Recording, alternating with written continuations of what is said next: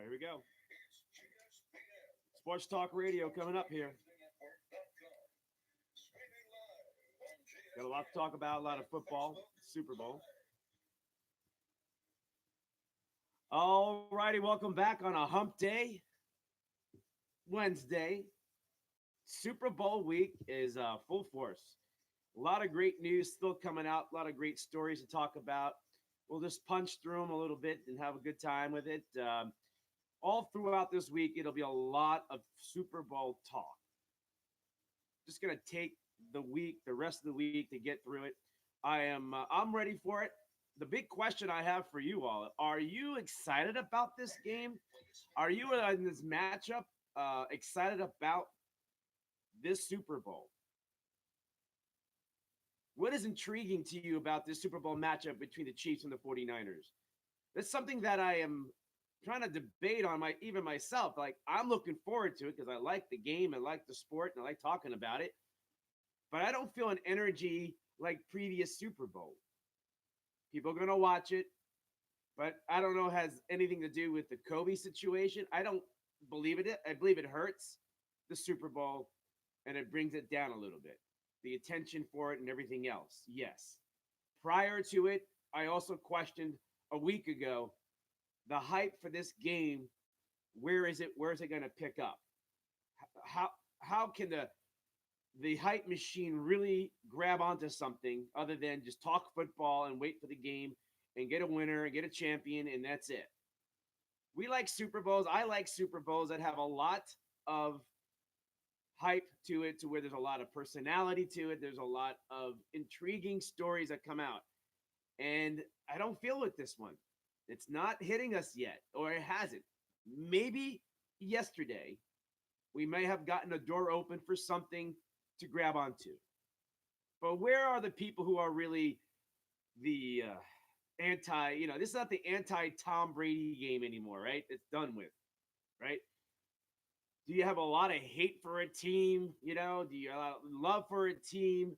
Who you're rooting for. There's a lot of times there is a real pumped up environment for a Super Bowl game that you're taking sides on. I don't feel it. I don't feel it. But what I want to talk about in this show is Andy Reid. Is he a Canton, Ohio Hall of Fame coach?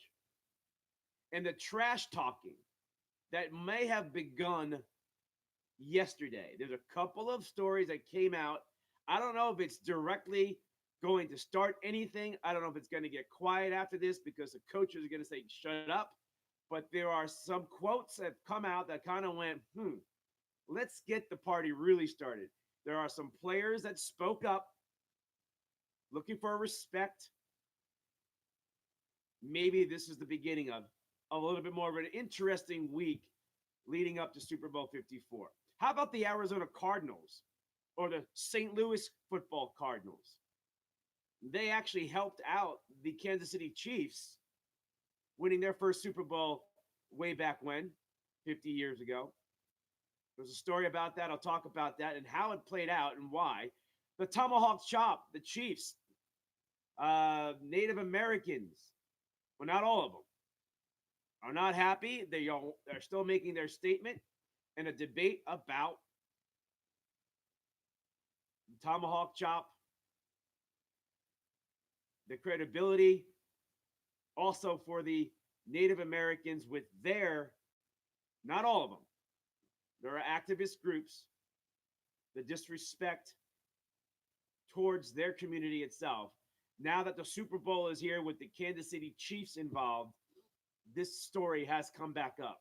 The 49ers are unhappy with their practice field. The Colquit family, all punters, father and two sons, have all made it to a Super Bowl. Two of them have won it. A third one is trying to win it this Sunday or get one this Sunday. Peyton Manning, Drew Brees grooming a quarterback or grooming quarterbacks. A question there or not about Drew Brees, but it's for real. And speaking of a Manning, Eli Manning getting a lot of support during the Super Bowl week of getting into the Hall of Fame. We'll talk about that and more right here on Hannah Time on Global Sports Broadcasting Network. Also on Facebook Live, YouTube Live, and globalsportsbroadcastingnetwork.com live stream. I'm Cornelius Brad Hanna, your host. Let's get to it, and let's talk about this big hype machine of Super Bowl 54. Kind of lagging. It's been a lagging week. A lot of downer stories, a lot of people passing away, a lot of global things that just been affecting people that I believe is taking a steam away from the big game. Plus, the two teams are not highly unlikable or highly likable. People are just picking a team and just going with it. That's the feeling I get, and we've lost something. But there is something out there. Safety Jimmy Ward of the San Francisco 49ers believes that his team can combat Chiefs' speed in physical play. Now, is this heavy trash talking? No. But is it speaking out? Yes. Is it confident? Yes. Jimmy Ward plays in the secondary of the 49ers. They have to battle against a high, speedy team of the Kansas City Chiefs wide receivers. It's a big deal. It's a big part of the game. It's a big matchup. But he says they're going to physically beat them up, basically. Jimmy Ward says we're going to combat that speed with physical play. So now it's coming out a little bit. Somebody stepped out slightly. Is this a stretch? No. No. Is this a warning flag? Yeah, it's a big warning flag. Somebody on the other team just said, we're going to punch you in the face. We're going to be physically playing you and take away your speed. That's part of the game. How do you do it? And legally doing it without getting penalties is a big difference too. Let's see what happens on Sunday. But there's the first kind of punch thrown in the direction towards your opponent. 49ers, Jimmy Ward going after the Kansas City Chiefs offense and their speedy receivers. Now let's take it a little step further for Super Bowl 54. Kansas City Chiefs linebacker Frank Clark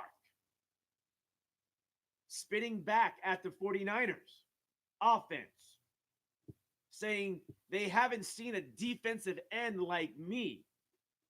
Maybe so. Frank Clark's a good one. Frank Clark's a pretty good football player. I'm not going to challenge that one. Some people have. Frank Clark throwing some punches back at the 49ers, saying basically indirectly or directly saying, you've gone up against some weak pass rushers. You're going up against some teams that haven't brought it from the defensive line. On Sunday, I'm there. I'm Frank Clark. I'm going to bring it. I'm going to get after you. And you have never seen a defensive end like me. That's Frank Clark. So we got a little bit going on. This is what happens after a while, but somebody's going to speak up, and hopefully this kind of turns up a little bit. I want some heat. I need something from this Super Bowl before the game. I want to feel it. I'm looking forward to it. I like pre-Super Bowl hype. I guess I went through an era in my life, a time where a lot of the hype storylines were bigger than ever. I don't feel it this week. I'm kind of hoping this kind of stuff gets going a little bit with a couple of players speaking out. I don't know about you. Let me know your comments about that. Is there enough hype? Is enough feeling for this game other than you're just going to get through your work week, you're going to get through your day and get to Sunday, get to your party, eat your chips, your pizzas, or whatever you're going to do and have your drink and watch the game and do your pool money stuff and gamble, whatever it is. It's just going to go through the motions and watch the game and we move on. That's okay. It's life. But it's not what I have always looked forward to. I need more. I need a little more. I don't know if I'm going to get it, but this is a start with a couple of players kind of throwing some punches at each other, indirectly or directly, but there's a message being sent out by two players, Frank Clark of the Chiefs and Jimmy Ward of the San Francisco 49ers, not at each other directly, just at their team, the other team. All right.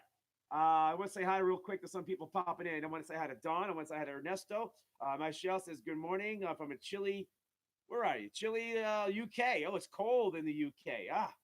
All right. We're based in Arizona, so it's about 70 degrees and sunny blue skies, right? Or you could be in Miami where it's going to be, it's going to be 70, sunny on the beach, nice tan. Looking forward to all that sunshine. All right, Joe in the house. Dawn, I got you. Todd in the house. Let's see, we got Josh, Danny, Christopher in the house. Denise Smith. Hey, Denise from the San Fran area. She's all pumped up for the big game. Viviana in the house. Good morning, good afternoon, good evening, everybody. And Gloria in the house. We have Randy. Who else been popping in there? Hannah Bew in the house. Good morning to you. And Chris Farina. Hey, Chris. Appreciate you popping in, my man. Check him out, chrisfarina.com. Photographer, sports photographer, and big times. I'll tell you what, he'll shoot anything. He's worked with the biggest stars in Hollywood and the biggest professional athletes in the world as a photographer. So that's enough said there, but check him out and see all his work too. All right, let's move it along. The coach for the Kansas City Chiefs, Andy Reid, has been trying to get a Super Bowl win. He got one shot with the Eagles, fell short against the Patriots. It was a close one. He had a chance.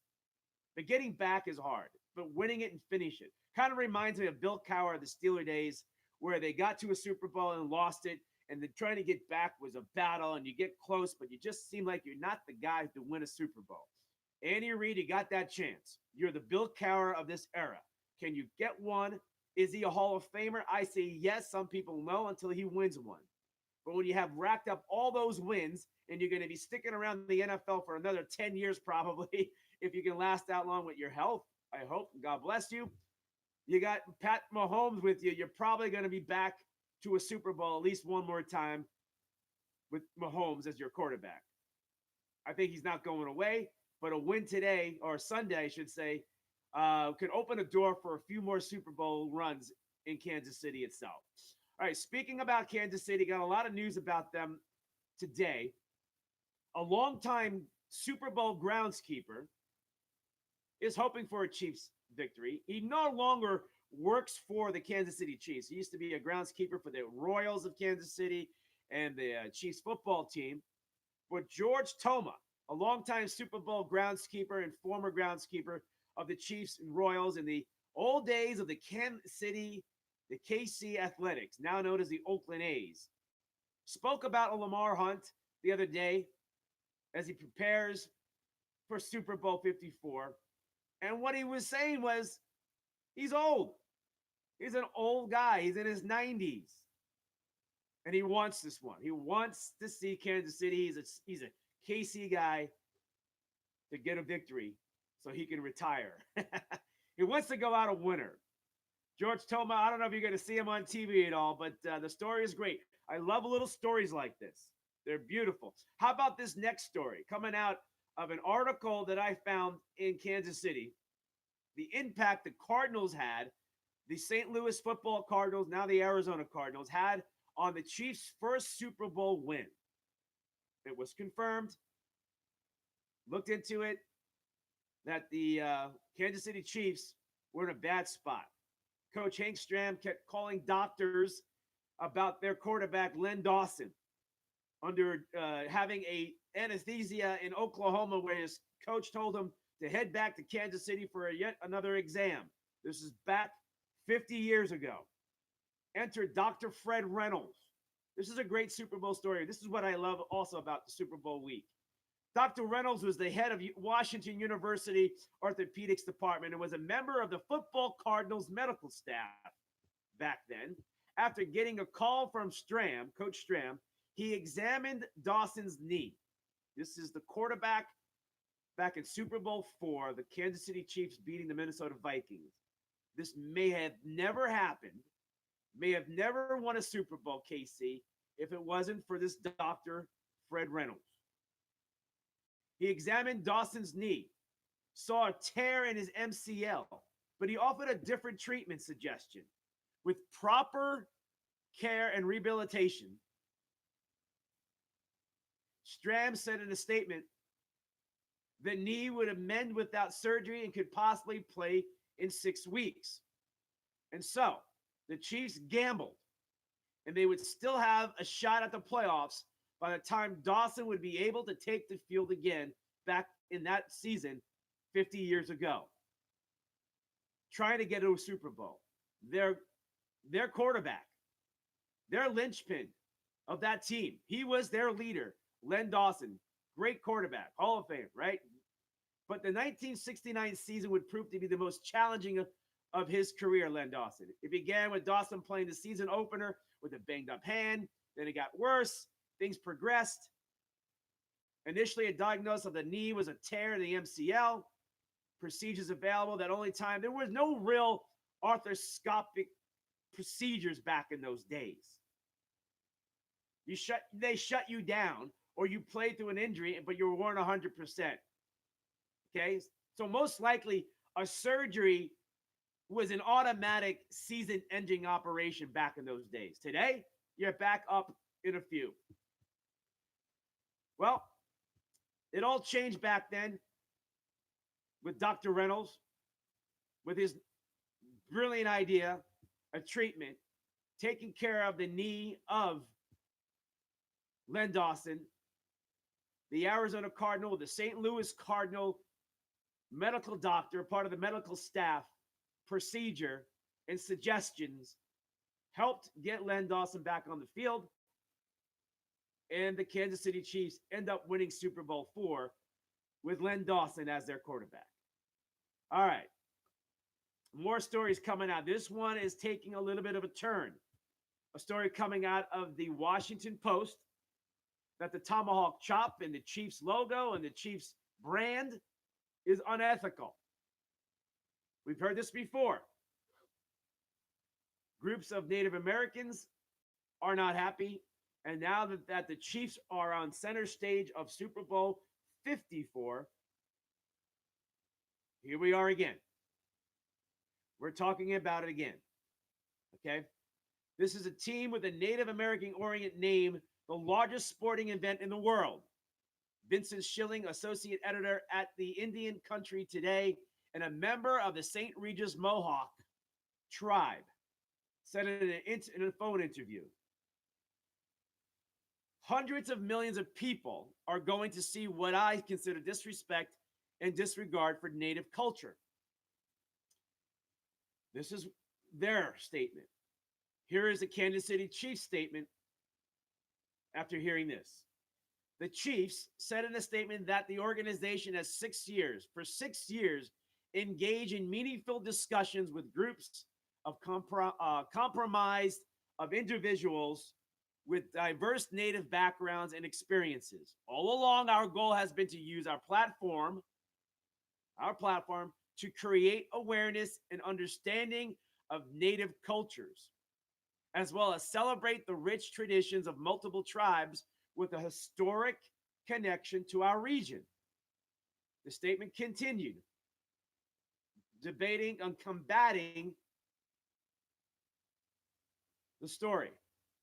The Chiefs statement continues to say, we continue to celebrate American Indian Heritage Month at Arrowhead Stadium each November. Through that, have continued to educate our fans and build an additional relationships in the Native community. While we are pleased with the collaboration, the work that has been done over the past 6 years, we know the importance of continued dialogue on these topics. So even though that the advocates of certain groups of Native Americans are displeased, feeling disrespected by the brand of the Kansas City Chiefs, they even spoke about how fans dressing up in war paint and feathers and just, fabricating a look that is personally unethical or displeasing or disrespectful to their culture, as if they're violent people, the Native Americans. I don't believe anybody sees it that way anymore. I believe back then in those days, maybe you would have more of a realistic argument. I think today, I look at it as an opportunity to keep us aware and notifying each other that Native Americans are the most beautiful people that you have met. They were here. They're called natives for a reason, Native Americans for a reason, and that these teams that carry the names through high school and college and professional sports take the opportunity to celebrate Native Americans and look at them in the beautiful light, not the negative tones that the stereotype creation of what the past history created about a negative tone over Native Americans, if that makes sense. The Kansas City Chiefs have gone overboard for 6 years to reach out every game day throughout the year, making sure they're always engaging with the community of the Native Americans, nationally and within their state and their community itself. I think that's beautiful, and I think it helps, and I believe it's helped many people to really see the positive things and the beautiful things about Native Americans. It's a story that just popped up, but it's not something we haven't heard before. But since the Chiefs are in the Super Bowl, the opportunity to take the platform or get on that stage to bring up this again is important. I support the Native American groups that want to make sure that their word, their voice is heard, and it continues to be looked upon as being, they want to be looked upon with respect and ethics to their community and their people, or to all Native Americans. It's a good time to be making it more aware. That is okay with me. But I don't believe people are looking at these teams' logos and going, I mean, I'm sure there's some people out there. I can't say everybody. From my perspective, I never see it that way. I never saw it that way, but I have to listen to understand what the Native Americans may feel and may want to express their culture and their beauty of who they are and what they went through. Very important topic. Not to take away from the Super Bowl, but it needs to be mentioned and talked about, and keep the focus on the positives, not the negatives, and keep educating people and remembering Native Americans. There's a reason why it's called Native. They're called Native Americans, or they want to be recognized as the Native Americans. All right, moving on. Next story. The ownership of the Kansas City Chiefs will wait until next year, or may wait until next year, to extend the contract of their superstar quarterback, Patrick Mahomes. Don't want to let this guy get into free agency. I believe he's a Chief forever. I believe he loves being in Kansas City. And but don't let this get too far. Don't let it get out there. He is the future of the league. He is the now quarterback. He is the right now NFL quarterback. Big dollars are coming Patrick Mahomes' way. This is his second contract opportunity. He's working with his rookie contract, but now here comes the big dollars. He wins the Super Bowl, then it all levers it out into favor of Mahomes. The Chiefs have got to come up and spend the big dollars to keep him in Kansas City. It's going to get interesting if he wins. And if they lose, I think he wants to stick around to help Kansas City win a Super Bowl. So I think Casey's okay. But if he wins and the Chiefs win, the price tag goes way up. And quarterbacks have been paid big-time dollars the last couple of years. So you can only imagine a young quarterback with a big long-term contract coming his way. More comments coming in. I see you all out there. Appreciate it.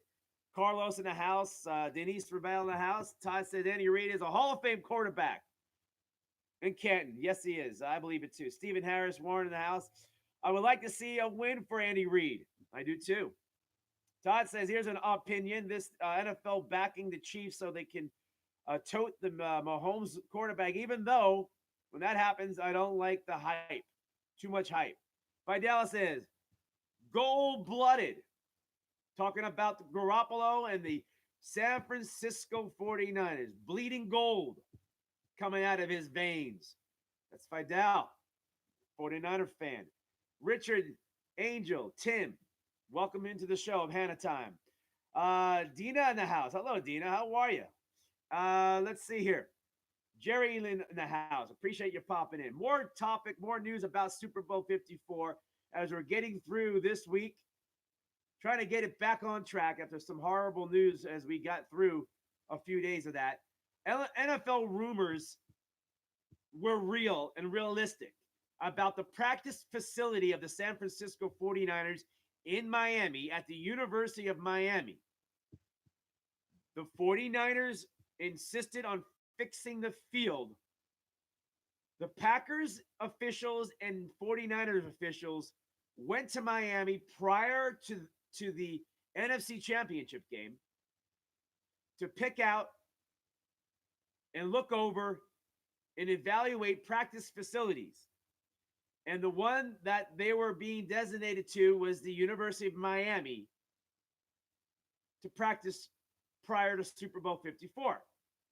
49ers now are in it, and 49ers were not happy. They were not happy with the conditions of the practice field. They got it right. They fixed it. The 49ers accepted it and continued to practice at University of Miami's facility. The story goes like this. The 49ers have been practicing at the University of Miami in preparation, going back to even before the Super Bowl. Like I said, they had problems and they almost pulled out of that facility with the conditions. When they got back, they were given the faith and comfort that everything was going to be okay.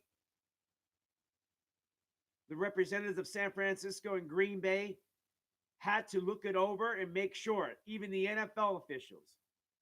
This is a big deal. You don't want injuries to happen. You don't want guys rolling ankles, busting knees, whatever it may happen on a poor practice condition field. We moved on with it, but a story that comes out, we get all those stories. How about this one? Dustin Colquit, former Tennessee volunteer football player, following the footsteps of his brother, younger brother, and his father, all punted in the NFL. Dustin gets his chance to play in the Super Bowl. Dustin has been with the Chiefs since 2015, the year the Kansas City Chiefs took him in the third round. He is one of 25 punters in the NFL to be selected in the first 100 picks of any draft. He's that good. Comes from a good line of bloodline of punters. He just made the cut with the 99th pick overall in that draft in 2005. The story with Colquit is this. His father, Craig Colquit, won 2 Super Bowls with the Pittsburgh Steelers of 1978-1979.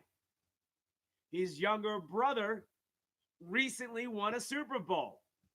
Now, Dustin, also a punter, has a chance with the Chiefs on Sunday to win his Super Bowl.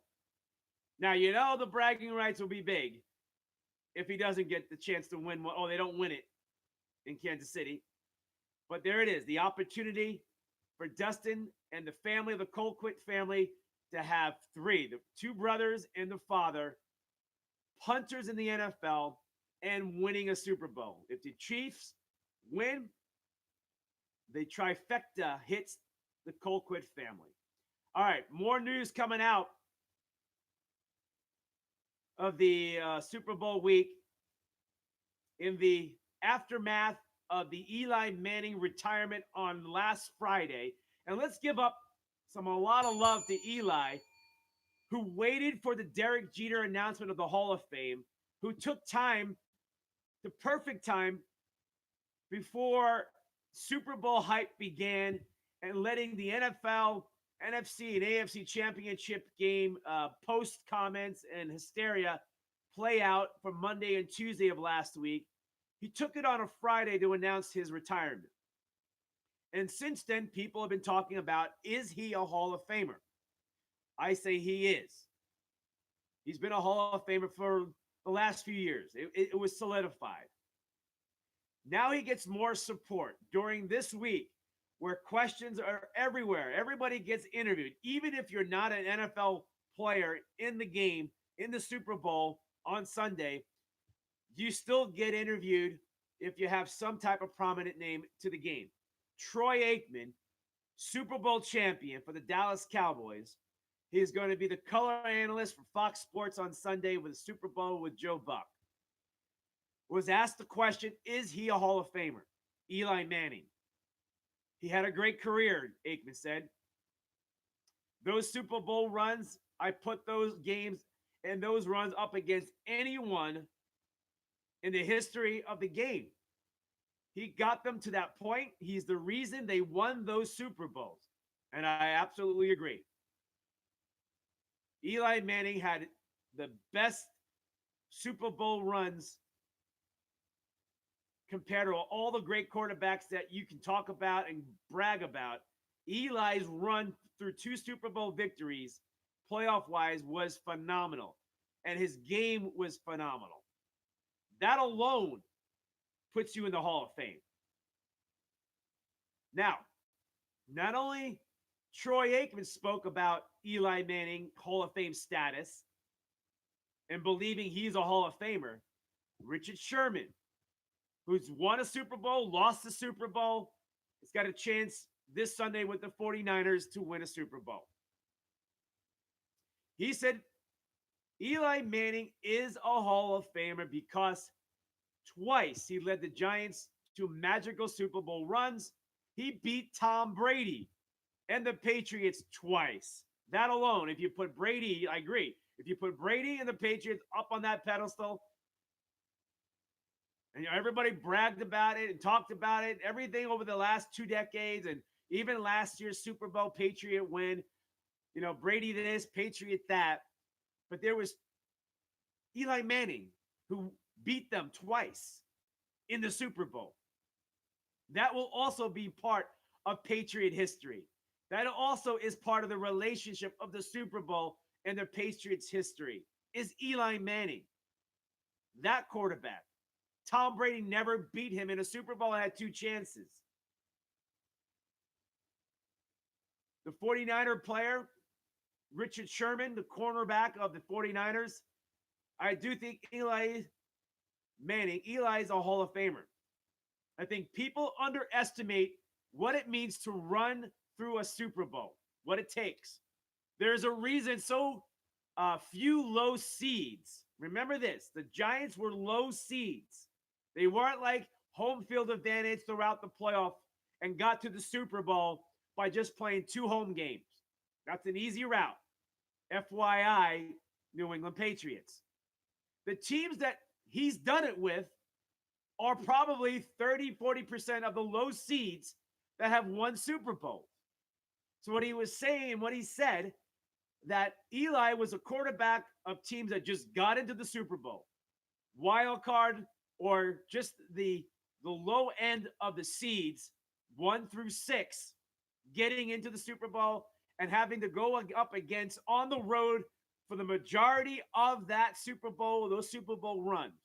That alone is a historic place in NFL history. Eli's numbers weren't horrible. They were very good. Matter of fact, he's one of the few quarterbacks to have thrown well over 3,000 yards, I think it was, for 10 straight years. That you say, well, that's not a lot, but do it consistently with poor teams. You don't forget the Giants never had great teams every year. They disappeared after their Super Bowl wins and then regrouped and won another one with Eli. They have had a lot of bad teams with the Giants when Eli was there. And any great quarterback or any quarterback knows a better team around you makes you a better quarterback. Eli had to deal with all of that and still put up numbers. I believe Eli Manning is a Hall of Fame quarterback. And I agree with Richard Sherman and Troy Aikman, who were asked during this Super Bowl week if he is a Hall of Famer. I think Eli's going to get in. I believe he'll get in because of that. He's played at a high level. His teams haven't always been great. He has always been surrounded by talent when he has been and won when he had talent. He's played pretty well with that. Speaking of Manning, Peyton Manning, his brother, retired brother, 2-time Super Bowl champion, is doing something that you expected Peyton to do. He loves teaching. He loves working with young quarterbacks. He is directly working with the Denver Broncos and their young quarterback, Drew Lock. Peyton Manning talked about this with the Broncos Wire.USA Today website, is that Peyton Manning continues to help groom Broncos quarterback Drew Lock. Makes you wonder why Drew Lock had a great finish of his rookie season as a quarterback with the Denver Broncos. He's got a great mentor in Peyton Manning. Now, Peyton Manning is not the only quarterback that is grooming a young quarterback or a future young quarterback. Here is something that has been brewing over the last few weeks. Drew Brees is a free agent. Drew Brees is an older quarterback. Drew Brees wants to win another Super Bowl. Drew Brees knows he's got a team that is good enough to win a Super Bowl next year. But there is a young quarterback that you have noticed here and there. He wears number 7. He is a diverse player. His name is Taysom Hill. And that the Saints want Drew Brees back at least one more year. But here is something very interesting. How does Drew Brees look at this? Does he care that the Saints want Drew Brees to pass the torch to Taysom Hill for the 2021 season? That is a report coming out. If you're Drew Brees, you may be, hey, I want to play for a couple of years still. And I want to be a Saints for a couple of years. I'm not ready to pass it. I'm not thinking about that. I can mentor him until I'm ready to go. But if the Saints are saying, give us one more year, and then we're going to move on with another quarterback, is that the Saints making a decision and letting Drew Brees know that it's over in a year? We're moving on? It's a somewhat controversial report. Drew Brees will make a decision, and Drew Brees holds all the cards, but he is a free agent. And if he gets offered a 2-year contract somewhere else, maybe a 3-year deal, who knows, where he knows he can win, maybe like Tampa Bay. Tampa Bay would love a Drew Brees. The Colts would love a Drew Brees. Chicago would love a Drew Brees. You know, I'm just naming places that would love it. I think anybody would like a Drew Brees for a couple of years and win. You don't worry too much about 10 years of greatness. Everybody in the professional sport business is in the now moment. The now moment. When you have the opportunity to win now, you go with it. You don't worry about 3 years from now. You actually worry about the next season, and that's it. And if you win it all and you have a great year and you make a lot of money doing it, that was successful. But to win it all and you pull it off, but year 2 and year 3, it doesn't go as well, you got the championship. And that's what a lot of teams are starting to do. They're looking to do it now. The building, but still, that is a risky thing. Because if it doesn't go well, you set your franchise and organization back. And you got to regroup again. But some teams are doing that. Even in baseball, the Arizona Diamondbacks are spending money. They're going for it. They realize opportunity. I even talked about that. I thought the Diamondbacks' window of winning was 2 years ago, and I said they had about a 3 to 5 year window with the talent they had if they can maintain it. And you got to go get aggressive. You can't just sit back and be average. You can upgrade your team with some big moves. The Diamondbacks of baseball went out and got a great pitcher in Bumgarner. The expectation is that his game will elevate back closer to his championship ways. And then they go get Starlin Marte, who is a great baseball player, who has got a 1-year contract under his belt, which means he's a free agent after this year. So the D-backs take a risk in that. But their team on paper right now, you can predict that they can win the National League West. because they went for it. They see opportunity to win now. You don't know what the future holds with injury and bad things happening. For the Saints, be careful. Drew Brees can still manage a game. He's got a lot of talent around him, and all he has to do is deliver the ball. And as long as he can do it at a high level or a better level than the average quarterback, you got yourself an experienced, knowledgeable guy that is so valuable. There's one thing that I still don't understand why some people want so much youngness and ignore the older, great quarterbacks.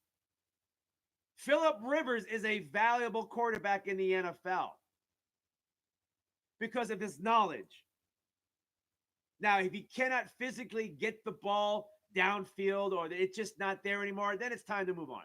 The athletic ability is over. That means time to retire. But there is so much knowledge in a veteran athlete, professional athlete, that goes so much further than what you may know or even understand. They know how to manage the game. They know everything that's going on in the field. It's another coach in the huddle. And especially when they're high-level elite quarterbacks that are leading your team. And then when they move on after a couple of years, they leave behind so much knowledge and so much mentoring of the younger players, not just quarterbacks, that goes on and lives on for a very long time. It's valuable. Be careful, New Orleans. Brees says he doesn't want to leave New Orleans. He wants to be a Saint forever. Be careful.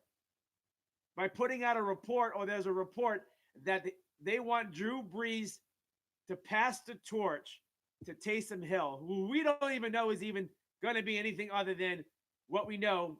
Like, he's thrown a few passes in the NFL. That's about it. Nice name, excited. People like him. They see something, but we don't know what he really brings.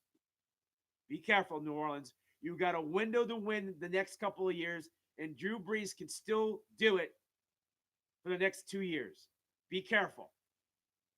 That is my warning to the New Orleans Saints. All right, let's get back to some of the comments coming in. It's hello to Yodis, Bradley, Brenda Grady, Barbie in the house, Martin Andamas. Hey, Martin, good morning to you, man, my brother.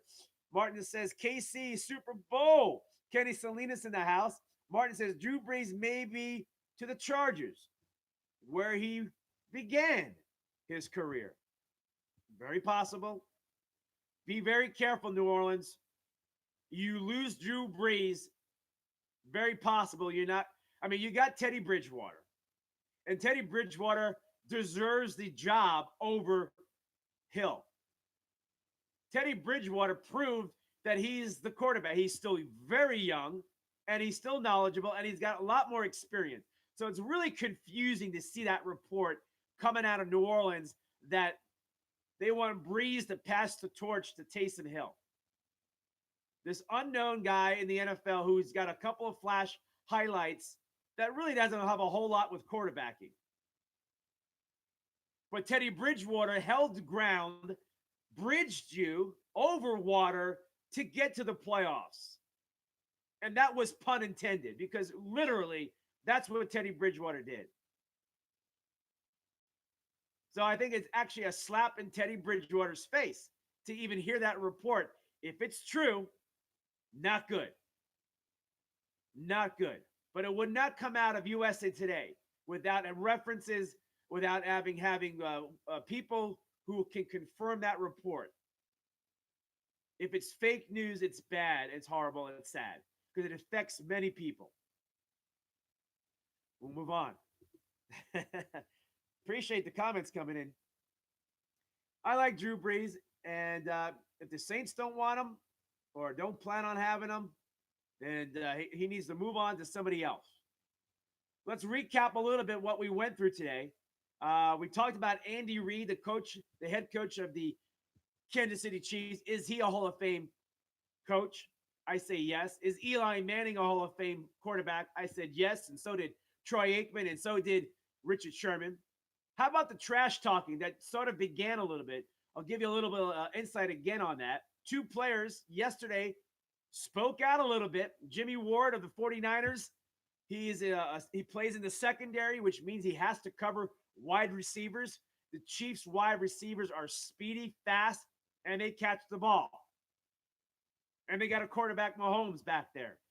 But Jimmy Ward put out a little warning flag that we will combat the Chiefs' speed with the physical play.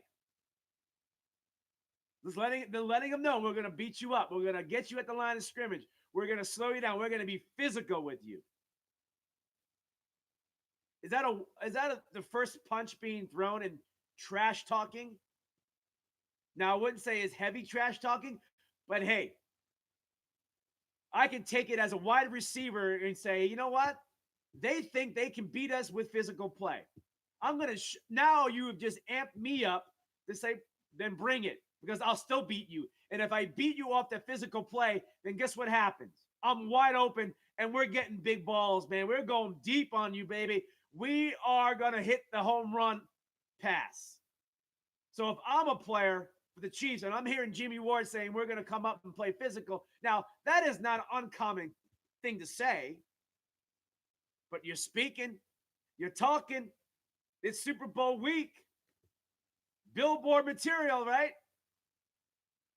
Put that on the wall, Kansas City. Put that in your locker room. Yeah, we'll get physical. And you got to get physical with Kelsey, their tight end, who is a beast. Good luck with that one. Now, Jimmy Ward, I know where you're coming from, and it's the right thing to do, though. Because if you play soft, that speed will get past you. So I have to say he is right. But he didn't have to say it. He didn't have to bring it up. We all knew that being a little bit more physical and tying them up at the line of scrimmage, getting them off their pass route, being physical will help the 49ers secondary. That is one of the matchups in Super Bowl 54. But you didn't have to say it, Jimmy Ward. Didn't have to say it. Now, this one isn't even Frank Clark of the Kansas City Chiefs throwing out his own punch, his own warning flag towards the offensive line of the San Francisco 49ers. Now, the 49ers offensive line has gotten healthier. They've gotten guys back. And now 2 weeks later, Super Bowl 54 coming up, these guys are even healthier. The injury report on both teams are very good. They're just watching some guys who came off the injury list like 3 weeks ago, who played 2 weeks ago or a week ago, and are doing just well. So the injury report, everybody's healthy. So the 49ers offensive line is going to be strong at their highest level you expect them to be. But Frank Clark, defensive end number 55 of the Kansas City Chiefs, says, wait a minute here. You have never seen somebody like me before. That's what he said. Frank Clark throwing some punches back at the 49ers says, I haven't seen a defensive end like me. It's like, watch it. Here I come. Now that throws some bulletin news on the walls in the locker room of the 49ers and their offensive line saying, all right. Now, you don't need to get motivated for a Super Bowl, but it does amp you a little bit. Now Frank Clark has to step his game up. He's got to walk the walk now. The talk, right? He's got to do it. But he's throwing a punch, claiming that the 49ers have not faced pass rushers like him. And now you're going to get it. I'm Frank Clark. I like it. This is what I want for Super Bowl hype week. I want the spirit of competition is beating your opponent and winning. But it's also like you don't want to get soft.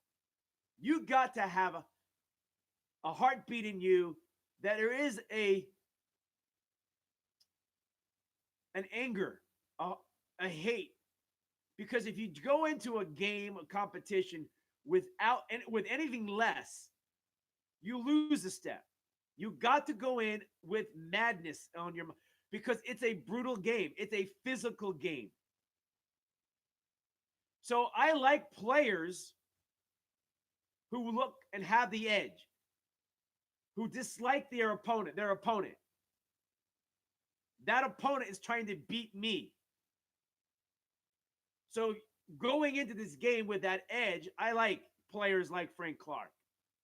I like players that go after it, that dislike and play with dislike in competition. Not about everyday life and having a cup of coffee and talking over stuff. We're talking a game, competing. This is your career. This is your livelihood. You know, that matters too. That matters too. And winning a Super Bowl means so much for people's contracts. There are players knowing that a big win on Sunday in Super Bowl 54, a big win means, hey, I may be able to go to another team and say, I won a Super Bowl, I competed, I did well, and I deserve more money. That also has a big part of it. It's your livelihood. It means a lot.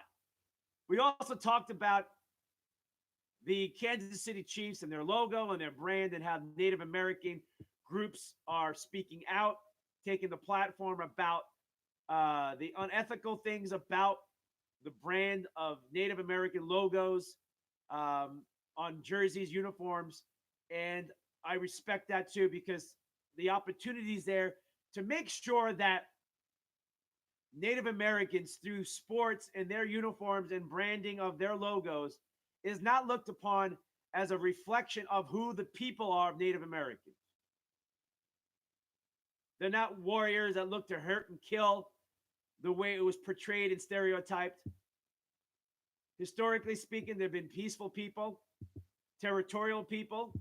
They're called Native Americans for a reason. And the stigmatism that carried on for decades, over the century, right? Of how Native Americans were looked upon racially. And it needs to be talked about. But I believe we've grown enough to know and realize that now when I see, or I've always seen, I've never saw a logo on a uniform being like degrading, but I can't speak for the Native American because they see it their way. Now, I do believe not all Native Americans feel that way, that they feel like these Native Americans activist groups, they don't follow that. They don't see it that way. But I see it as a way to open up more opportunities to talk. The Kansas City Chiefs have been working really hard for the last 6 years on community service, community relations with the Native Americans, and educating their fan base about the beauty and the love, and also who Native Americans are and what tribes, the tribal way of their life and their lives, historically speaking, their history, whatever it is, the list. And that's how I look at it. I look at it as a way of an opportunity to put them and continue to put them out in front. Never forget Native American. Never forget who they are. And when I watch the Chiefs on Sunday, it's going to cross my mind because I don't look at it as being a negative stigmatism to a stereotype that was horrible through their movies and things like that, that people in Hollywood produced, and putting that out there. The bad guy versus the good guy, the cowboy versus the Indian kind of thing, right? But to also continue to educate. And it's okay through sports and the fact that there are teams that still have logos through high school, college, and football and professional football to utilize those opportunities. And teams with those logos should go out and educate and continue to be positive, have beautiful celebrations, have beautiful gatherings, game day, and throughout their year and throughout their existence. if you're going to represent Native Americans with your logo and your brand, make sure it is a positive and it really taps into and educate the people who are Native American in an ethical, beautiful way. And I believe teams are doing that. If they're not, then I have a problem with you. If you are willing and wanting to carry a name or a logo, a brand to market and make money, make sure you live it the way the Native Americans' history and who they are, all the different type of Native Americans. I believe what I'm saying right there is the exact way it should be handled by these teams. So during a week of Super Bowl hype, this story has reemerged, and it's okay. It's okay. If you're going to represent Native American culture, whatever it may be, make sure it's done the right way. And I think the Kansas City Chiefs, from what I've read and understand, has been working really hard that way, and they have taken it in that way. And bless them for that. But I'm not going to knock them for what they have created on their logo. All right. Comments coming in, and we're going to wrap it up. I appreciate all your comments. Victoria in the house. So we got Denise in the house. Martin says, just trash talk. It is. But sometimes trash talk steers up a lot of emotions. Ace Redbird. Hey, Ace. What do you think, buddy? What do you think about the comment of the news article coming out and just taking the opportunity with all the Native American conversation about logos and branding on their uniforms? Okay. Let me know what you think. I have a lot of friends who are Native Americans, and I know a lot of them don't care. They don't see it that way, and some do. And that's okay. It's life. Some like pizza, some don't. Some like something and some don't like it. Whatever. It's just who we are. But Ace is in the house. If he's still there, comment. In San Francisco, I'm sure most of the players aren't aware of what 49ers mean. Denise, you know it. Express it. I'm not going to say it, Denise, since you brought it up. She educated me. She did her homework, Denise. Okay, teams with numbers should educate the people of their state. Yes, I agree with that. Understand what you're representing. What is the Cardinal representing? It's on your uniform, right? What is it? Is it just the name? Or are you living through that name? Are you living through it? It's like taking on your family name. The pride, the ethics of your family. You're taking on a uniform with a logo, name, branding on it. Please make sure that you are doing the right thing and not turning them into some scavenger warrior killing type of Native American that hates in the stereotype of Hollywood that portrayed them as dangerous, bad people. Let the Native Americans understand and do it their way. It is Native American for a reason. The only one thing that I do see is I know symbolically or visually in the imagery of seeing, a fan dressed with feathers and looking like a native in a war painting, environment in a parking lot tailgating or inside of a stadium is not bad. But for a Native American who have deal with their own and their imagery of who they are, they don't want to look upon a having, beer in their hand, being sloppy, and you're not even Native American. And so there is pride. If you're not Native, you can't represent. There are Native Americans that truly feel that way. I've spoken to them. I've sat with them. I've had fires, sitting around fires on Native reservations, doing youth and elder youth talk conversations. I learned so much throughout my association working on reservations, volunteering my time. So I've been through that process. So I understand why this has come up and why it comes up. So the imagery of it is really important. I'm Middle Eastern, right? But the people automatically go, well, when did you get here? It's like, why? My family's been in this country well over 100 years. But people say well over 100, like 120 years or more. Yeah, it's crazy.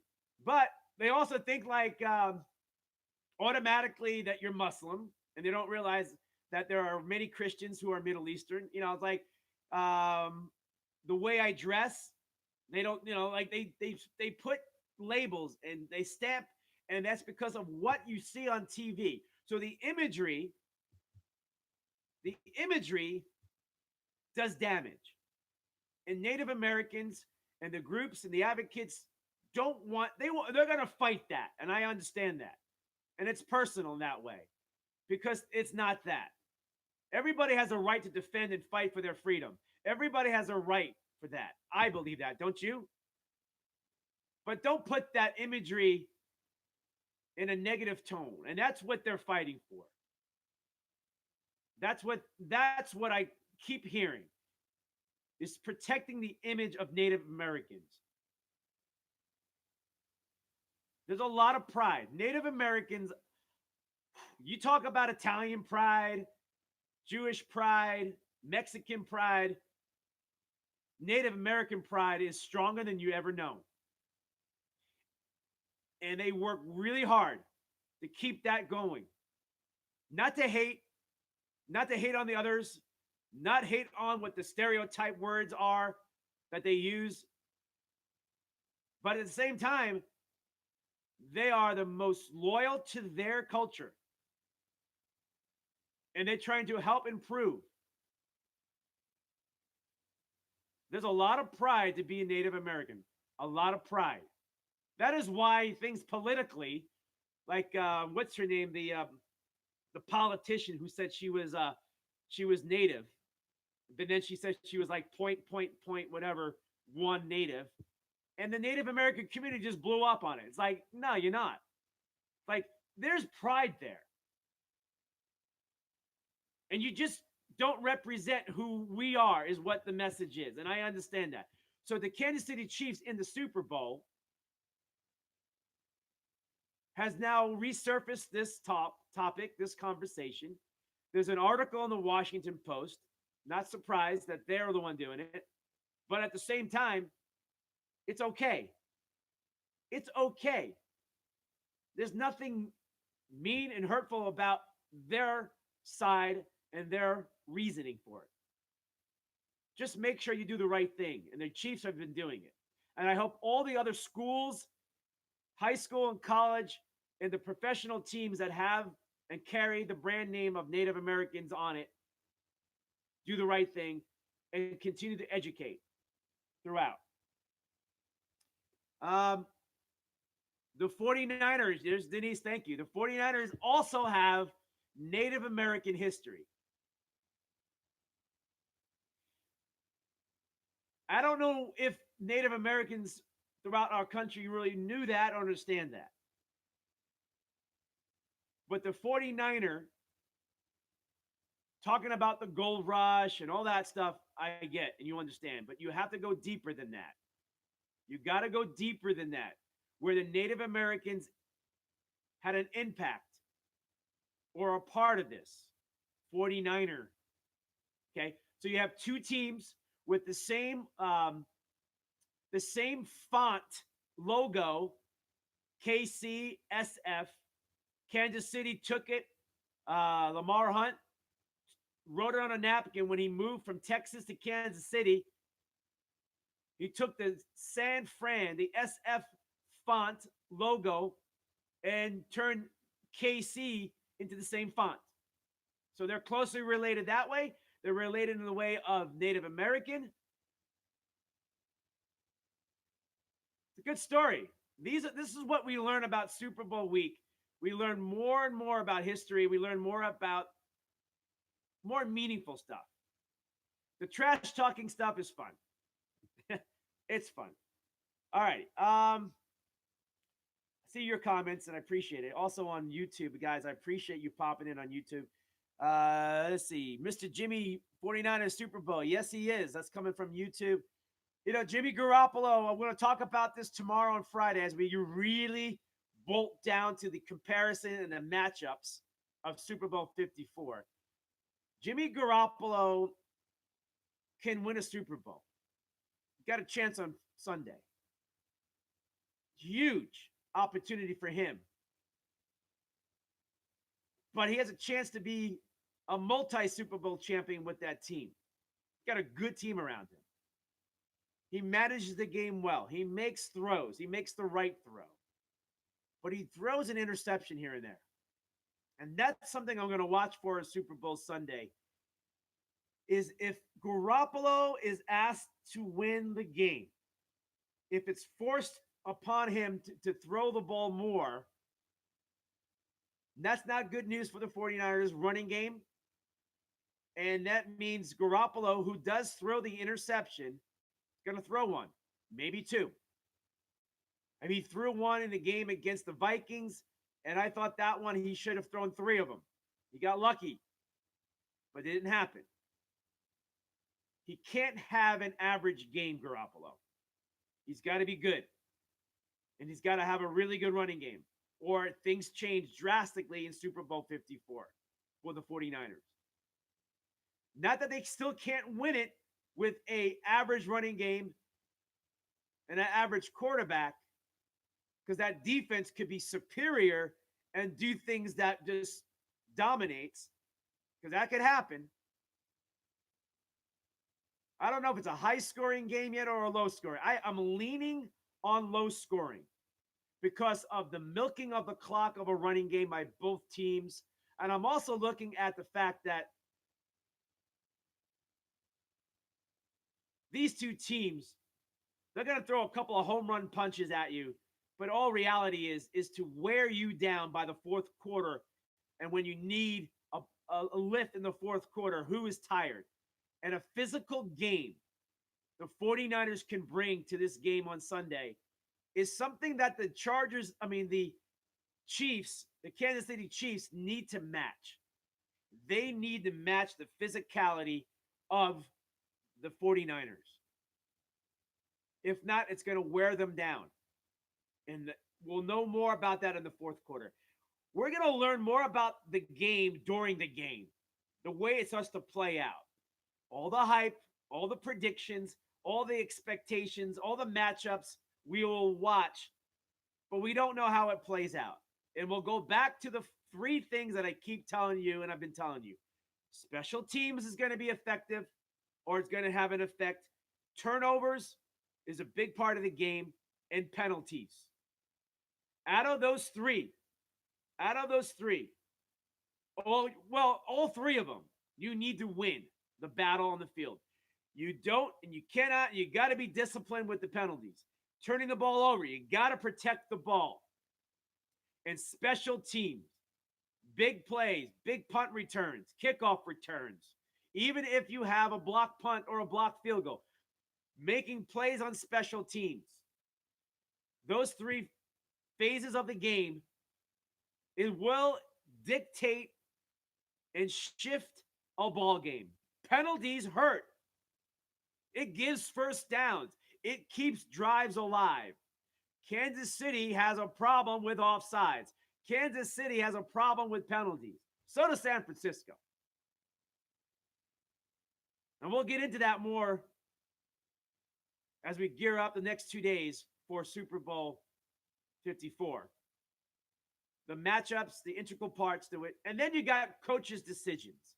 Last year, Sean McVay, the greatest coach on earth, he's the future of the NFL, choked. He overprepared. Hopefully he learned from it, but this season it didn't go well. I mean, how great is Sean McVay then? Now we have Kyle Shanahan, the next great coach, right? Here we go again. Every year, slow down, folks.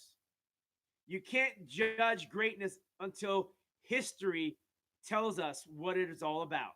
We have to have a history to know who is great and who is not.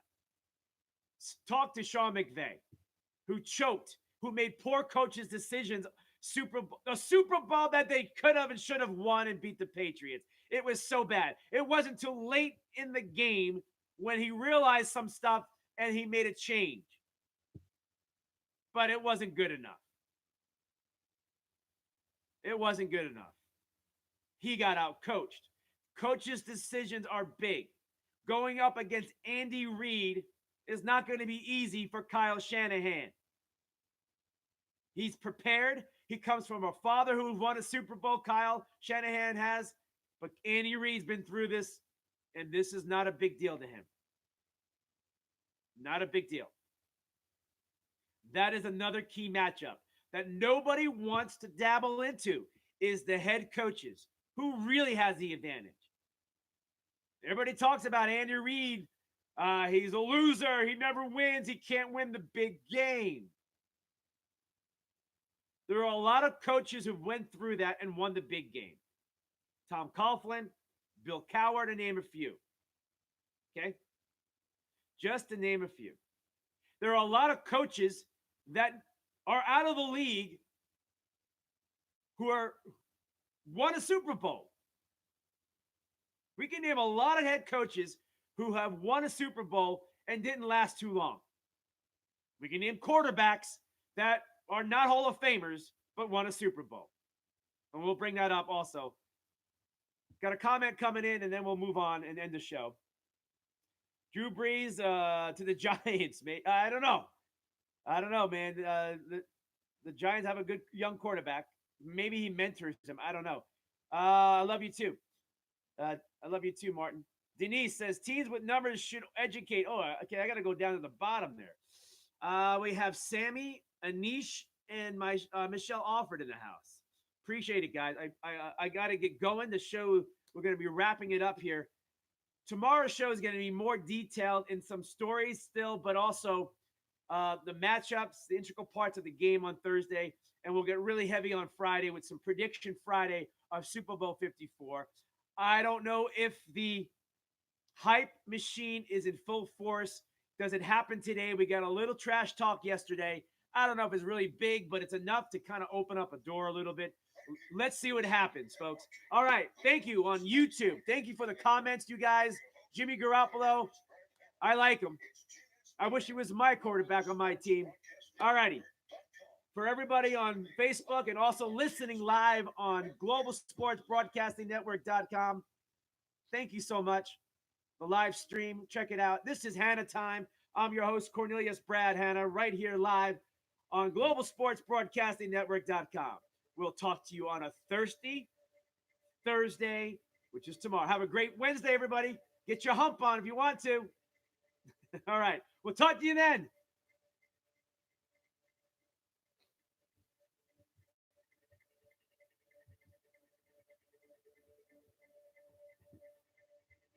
All right, YouTubers. Thank you, guys. Appreciate it. We'll talk to you tomorrow. Talk to you then.